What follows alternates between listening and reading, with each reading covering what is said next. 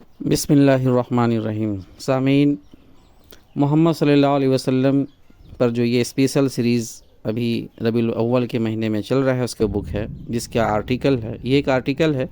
یہ آرٹیکل مولانا محمد اسماعیل فلاحی صاحب کا ہے، جو کہ دعوت اخبار، سہروزہ دعوت اخبار میں 2016 کے 22 اکتوبر کے ایک خصوصی شمارہ میں لکھا گیا تھا، جو اس میں ریکارڈ کیا جا رہا ہے۔ بغور سماعت فرمائے۔ عنوان ہے محمد صلی اللہ علیہ وسلم رحمت للعالمین کیوں؟ مولانا محمد اسماعیل فلاحی۔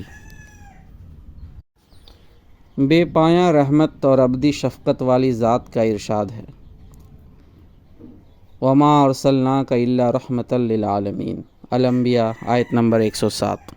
اے نبی، ہم نے تو تمہیں اہل عالم کے لیے بس رحمت بنا کر بھیجا ہے۔ تمہارا وجود دنیا کے لیے رحمت ہے، زحمت نہیں ہے۔ تم دنیا کے لیے رحمت بن کر آئے ہو۔ ہم تمہارے ذریعے دنیا والوں کو اپنی رحمت کے دامن میں لے لینا چاہتے ہیں۔ انبیاء و رسول کی بعثت کا اہتمام ہمیشہ سے انسانوں پر اللہ تعالیٰ کی شفقت و رحمت کا مظہر رہا ہے۔ اللہ تعالیٰ کی رحمتوں میں ہر چہار جانب سے انسان گھرا ہوا ہے۔ اس نے آسمان و زمین کے اس پورے نظام کو انسانوں کی فلاح و بہبود کے لیے قائم کر رکھا ہے۔ ان نعمتوں اور رحمتوں میں سب سے بڑھ کر انبیاء کی بعثت اور ان کے ذریعے ہدایت ربانی کا انسانوں کے پاس آنا ہے۔ سلسلہ انبیاء کی آخری کڑی محسن انسانیت سرور عالم حضرت محمد صلی اللہ علیہ وسلم ہے۔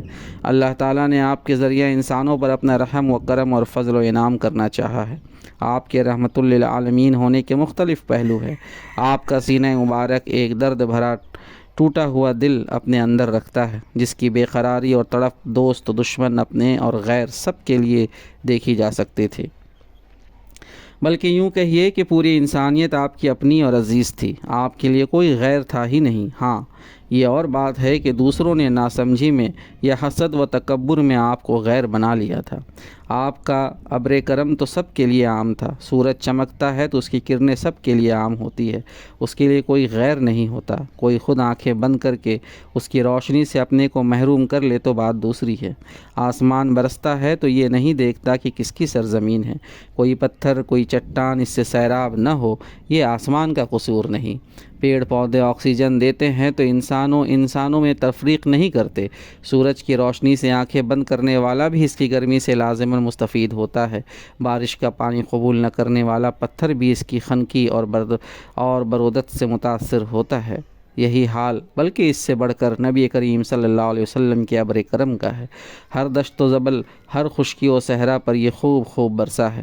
اس کی قدر نہ کرنے والے، اس کے خلاف زبان تان دراز کرنے والے اور اس سے دشنام ترازی کرنے والے سبھی اس سے مستفید ہوئے ہیں اور ہو رہے ہیں، بھلے ان کو احساس نہ ہو۔ آج جو بھی نیکی، وفاداری، امانت، دیانت، صداقت، پیار و محبت، ایثار و قربانی، عفت و عصمت، جان و مال اور عزت و آبرو کے احترام کی بہار نظر آتی ہے، وہ سب انہی برگزیدہ ہستیوں کی تعلیمات کا نتیجہ ہے، جس کو نبی خاتم رسول اللہ صلی اللہ علیہ وسلم نے حیات سرمدی بخش دی۔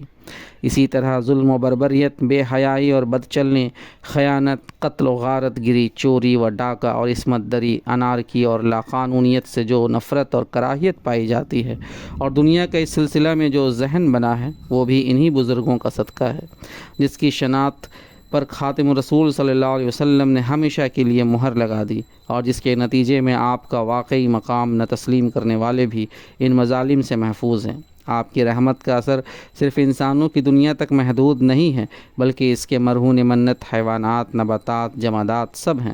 آپ کی صفت رحمت للعالمین کا بنیادی نقطہ و عقیدہ اور اس عقیدہ پر مبنی وہ شریعت اور ضابطۂ حیات ہے جو کہ آپ کے ذریعے اللہ تعالیٰ نے دنیا کو عطا فرمایا۔ تڑپتی، سسکتی، بلکتی انسانیت کے دلوں میں توحید، رسالت اور آخرت کا جو نقش آپ نے بٹھا دیا، یہ اسی کا نتیجہ تھا کہ یہی دنیا جس نے اس پیغام کو قبول کیا، جنت کا گہوارہ بن گئی۔ وحدت الہ اور وحدت بنی آدم کی بنیاد پر آپ نے انسانوں کو خانوں میں بانٹا نہیں، انسانوں کو بحیثیت انسان کے دیکھا اور سب کو ایک کر دیا۔ عربی و عجمی، افریقی و ایشیائی، مشرقی و مغربی کی تفریق ختم کر دی۔ جغرافیائی، لسانی، قومی، نسلی ساری حدیں ساری حد بندیاں توڑ ڈالی۔ امیر و غریب، سرمایہ دار اور مزدور اور بادشاہ و رعیت سب کو ایک قانون میں باندھ دیا۔ اس طرح ساری دشمنیاں اور لڑائیاں، جھگڑے چشم زدن میں ختم ہو گئے۔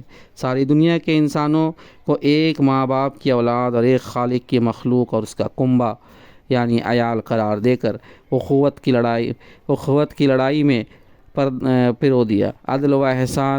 اخوت کی لڑی میں پرو دیا۔ عدل و احسان اور ایتاء ذی القربیٰ کی تعلیم دی، فحشاء و منکر اور بغی سے نفرت دلائی۔ اسی طرح ایک ایسے مہذب سماج کو وجود بخشا کہ اب کسی کو کسی سے شکایت نہ رہی۔ عدل و قیام بالقسط پر وہ زور دیا کہ اگر اس کی زد خود تم پر پڑتی ہو، تمہارے اعزاء پر پڑتی ہو، تمہارے والدین پر پڑتی ہو، جن کے سامنے اف تک کہنے سے روکا گیا ہے، کسی حال میں بھی اس سے نہ پھرنا۔